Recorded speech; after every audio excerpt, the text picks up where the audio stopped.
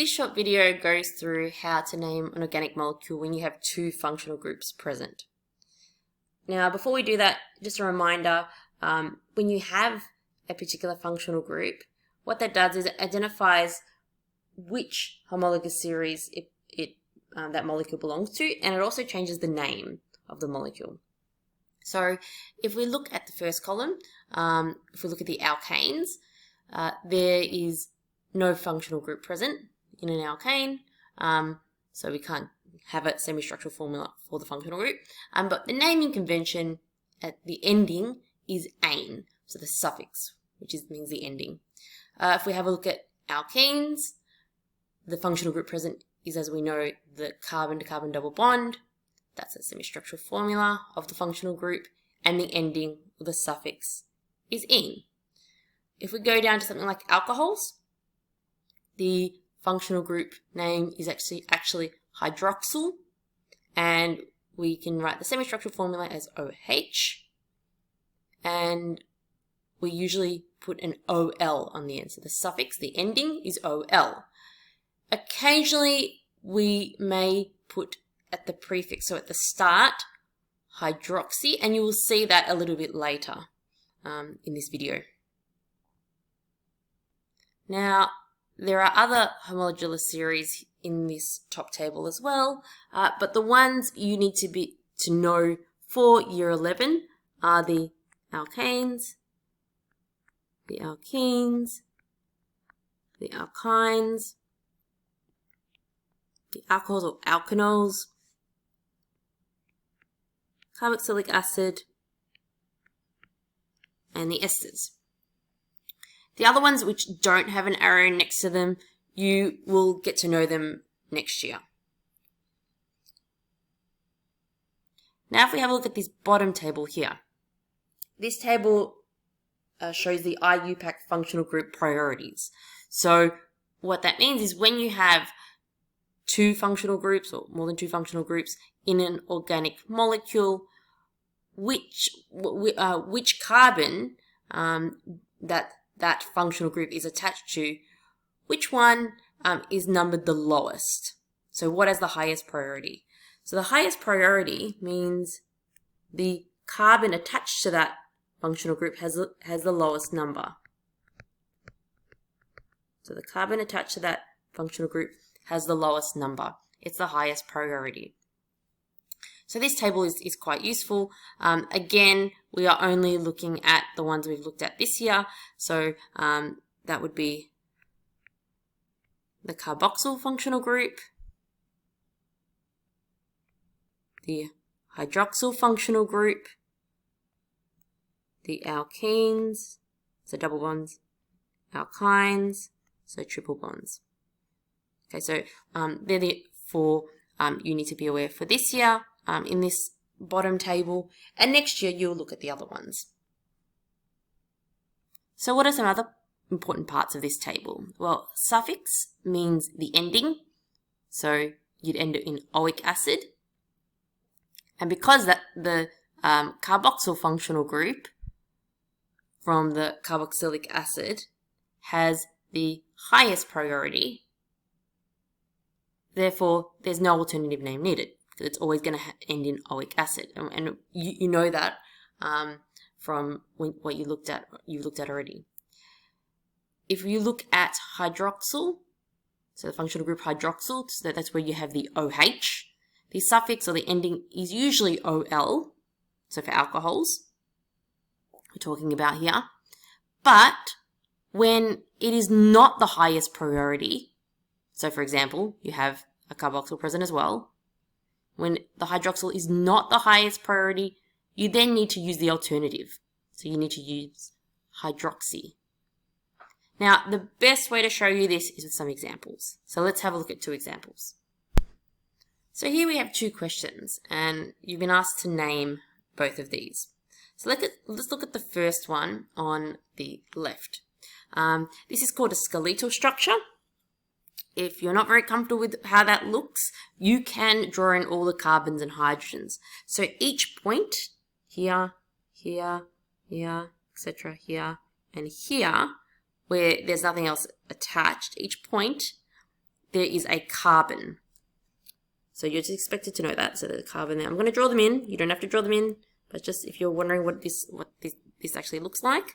And the hydrogens are also not drawn in, except for these hydrogens here from the OH. The other hydrogens are not drawn in. They're implied. So you're expected to know that how many hydrogens there are. So we know carbon forms 4 bonds. So you can put them in if you want. You don't have to put these in. Okay. It is only if you want to see the structure. Some people prefer it. This one doesn't need anything because we're 1, 2, 3, 4. Okay. So, and oxygen here has this bond and that bond, which is not shown. So you can draw them in like that if you would like it. I'm going to just rub it out. Okay, so looking at this question, we need to number the longest carbon chain, and the longest carbon chain has to have the functional groups on it as well. So what I'm going to do is I'm going to circle our functional groups. So we've got a carboxyl functional group.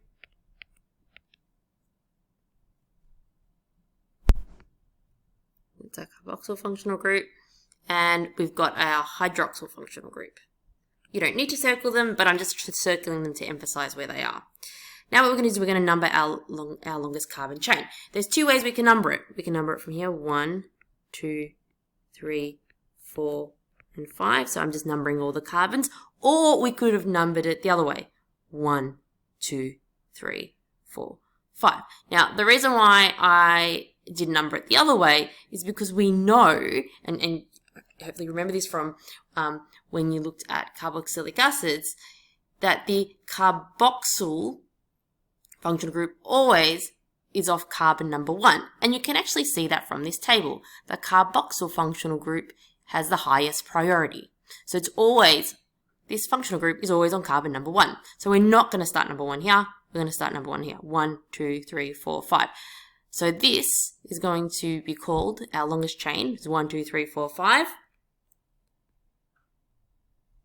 5 stands for, you can start to write the answer if you think you know it. Pent, all single bonds, so pentan. And the carboxyl functional group means we end it in oic acid.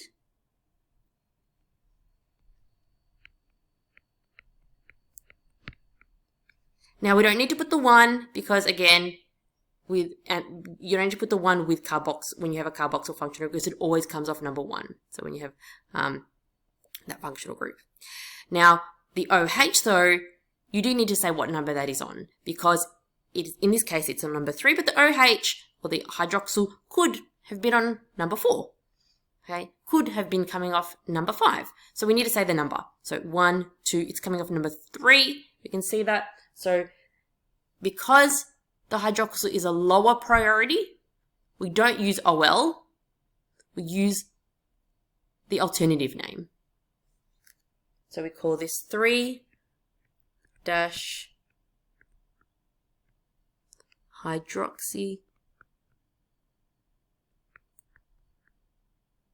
pentanoic acid. Okay, let's have a go at the next example. If you want, pause the video and have a go at the second example on the right yourself, and then you can check your answer. Okay, so now we look at this example on the right. I hope you had a go. If you haven't, pause the video, give yourself a go first. Have a look at what functional groups you have present. Again, I'm going to circle them. You don't need to circle them. You can just look and see where they are, but it's good to identify where they are. So there's one there, and there's a functional group there. So what are the 2 functional groups we have present? We have hydroxyl, and we have a double bond, which is a alkene functional group. So which one has the higher priority? The hydroxyl. So we start numbering the carbon that the hydroxyl is attached to with the lowest number. The highest priority has the lowest number. So 1, 2, 3, 4, 5, 6. So the longest chain is 6. So that stands for hex. Now be careful. We have a double bond, and we need to say what number that double bond is coming off. it's coming off, it's number 3 first, not number 4, number 3. So 1, 2, 3. Because that double bond could have easily been somewhere else. So we need to say the number. So hex 3N, the En tells us that we have the double bond. And we do need to say where this functional group is, because the OH, the hydroxyl, could have been somewhere else. And of course it would be named something else if it was somewhere else. It's coming off carbon number 1. So 1 ol. So hex 3N 1 ol. And you put the dashes between the letters and the numbers. So if you compare the first example to the second example, you'll notice in this one here, you have the OL at the end. In this one here, you have hydroxy at the start. And the reason is because of priorities. In the second example, the hydroxyl was a higher priority than the other functional group. So so now that you've done this, you can have a go at the other activities for this lesson.